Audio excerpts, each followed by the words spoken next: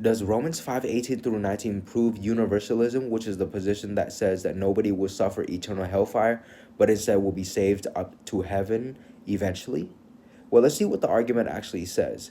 In verses 18 through 19, it shows that through one man's trespass, condemnation came to all men, namely, right? So like Adam trespassed, and so condemnation came to all men.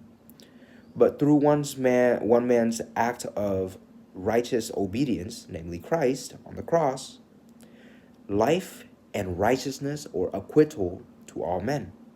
And so the universalist says, hey, if you think the original sin was for all men, then you should likewise say that righteousness and life is for all men, literally speaking, all men, every individual. Okay, that's a universalist argument, that everybody will receive righteousness and thus will be saved.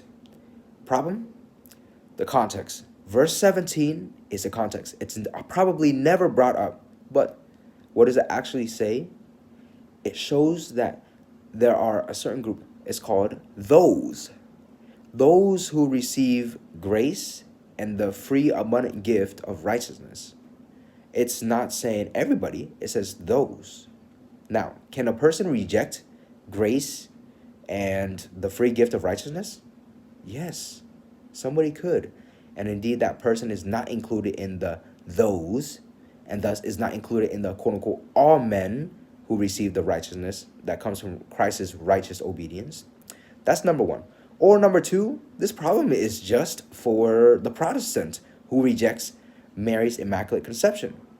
But for the Catholic and possibly some Orthodox who accept Mary's Immaculate Conception, that Mary is without original sin, then actually, no, it's not for all literal men in verse 18, in the very beginning, right? So not all individual men received condemnation, but from a general standpoint, it's not literal. And so there's no switching here that the infernalist is implementing. Rather, it's all men, yeah, but it's not all men as in every individual man.